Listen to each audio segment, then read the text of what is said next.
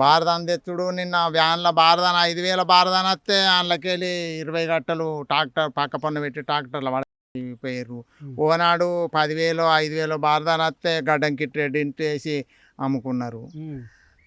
రాత్రి 1 గంటకు బారదాన ఇస్తారా 4 ఊళ్ళో వచ్చాడ పెద్ద లొల్లి చేసిర్రు. పోలీసు వాళ్ళ కాడ నుంచి వచ్చారు. ఆ బారదాన రాత్రి 1 గంటకు అమ్ముకోడు. ఎవరు అమ్ముకున్నారే? అందులో నిలబడి చైర్మన్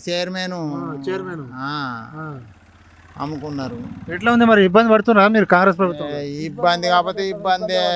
ఇక సపరేట్గా బయట నన్ను అమ్ముకుందామని అంటే నిన్ను ఇచ్చిర్రు. మళ్ళా అట్లా కాదు బిడ్డ, ఇప్పుడు అమాలోళ్ళను బయట తీసేయాలి మొదలు. గీతల కుప్పలన్నీ ఇడిచిపెట్టి లోపడి ఎటుపోతున్నాయి. ఇండ్లకు పోయి ఇండ్లలో ఇది ఒక బట్టి సెంటర్లు అక్కడ ఉంటే సెంటర్ బంద్ చేస్తే ఆ మక్కలు మళ్ళీ ఇక్కడ కోసుకుపోతారు. అట్లా కాదు, ఇక్కడి అయినాక ఇండ్లలో ఇది ఒకరానంటే కథం. ఇప్పుడు అమాలోళ్ళు అక్కడికి రానలేదు, మొత్తం ఇండ్లలో ఇది ఒకతారు. అది కరెక్ట్ అవుతుంది. చైర్మన్ అయి ఉండి ఎట్లా నడిపేయాలి, ఎట్లా ఉండాలి. ప్రభుత్వంలోకి ఇంత ఇబ్బంది ఉండనా? లేదు.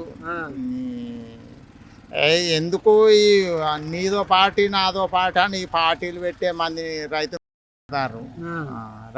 రాజు చేస్తున్నారట కాంగ్రెస్ ప్రభుత్వం. ఎవడాడు చేసినోడు? రేవంత్ రెడ్డి. ఒక్క ఇందిరాగాంధీ ఉన్నప్పుడు పాపం ఆమె కాలువ చేసి 10 మంది బతకాలని కాలువ తీసి చేసింది. కానీ ఇప్పుడు అందరూ వేస్ట్ కాలే. రేవంత్ రెడ్డి ఎవరికి ఆడు చేసిండు? ఎవరికి చేయాలి? రైతులు రాజు చేస్తున్నా, మంచిగా బోనస్ ఇస్తున్నా, రుణమాఫీ చేస్తున్నా. ఎందుకు అవి మందిని మునుగ పాదోని మునుగ చూడు. అవి ఇప్పుడు ఎవడన్నా కైకిలు చేసుకున్న దానికి గదే కరెంటు బిల్ల, గదే నూనె ప్యాకెట్కి గంతే ధర పెట్టబట్టే దాన్ని మునగట్టే కదా.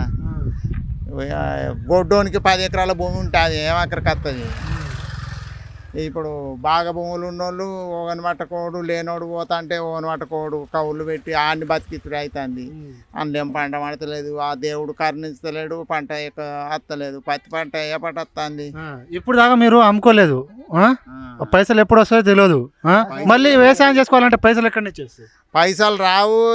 వెనకబడ్డోడు వెనకనే పోతాండి. ఇంకా వెనకబడ్డోడు వెనకనే ఆ బ్యాంకు కాడికి పోతే ఆ బ్యాంకు వాడు ఏమంటాడు, నువ్వు చెక్కు బుక్ కావాలని నీకు 10,000కి ఎక్కువ అయ్యానని ఆడంటాడు. అది కరెక్ట్ కాదు. అట్లా రైతు అన్నోనికి పైసలు చెప్పనియాలి. రైతు బంధు ఇస్తున్నా అని చెప్తున్నాడు. కరెక్ట్ బంధు ఎందుకయ్యా అది ఇస్తుడు? ఇప్పుడు నాకు ఎకరం లేకనే పోయా, నాకు ఇంత ఎట్లుంటే కష్టం చేసుకోవాడితే అట్టిగా తిరుగుతల వాడిని మునిగి భూములు కొని ఆ రైతు బంధు వానికి పడుతుందా? మనకు ఏ పడుతుంది? నీకు ఎకరం ఉంటే ఇంకా 10,000 పడతాయో 5,000 పడతాయో, ఆయనకి లక్షలు పడుతున్నాయి. ఇవి ఆనిక కుప్పాయే, మనం ఇచ్చిన కౌలు ఆనిక కుప్పాయే. ఇంకా మంది మునుకొని 2 పైసల పైసన్నర మిత్తి బ్యాంకుల్లో ఉంటే 2 పైసలు 3 పైసల మిత్తికి ఇచ్చి అట్లా సంపాదించవాటి. అది ఎట్లా? అది ఎవరు వస్తే మంచిగా ఉంటుంది? మళ్ళీ తెలంగాణకు ఏ ప్రభుత్వం వస్తే బాగుంటుంది రైతుల పట్ల? ఏంటిది? కాంగ్రెస్ వస్తే మంచిగా ఉంటుందా, లేకుంటే బీఆర్ఎస్ వస్తే మంచిగా ఉంటుందా? ఎవ్వరు వచ్చినా కానీ సాయం చేసే వాళ్ళు కావాలి. మేము మంచిదంటే మంచితనం ఏపాటిసేపు ఉంటుంది. అది మంచితనం ఏపాటిసేపు ఉంటుంది. ఆయనకు ఓటేసేదాకానే మంచితనం. ఇలా కొడుకులు ఓటేసడానికి కూడా పైసలు తీసుకొని ఏవాటి? ఓటుకు పైసలు తీసుకుంటా ఎవడన్నా?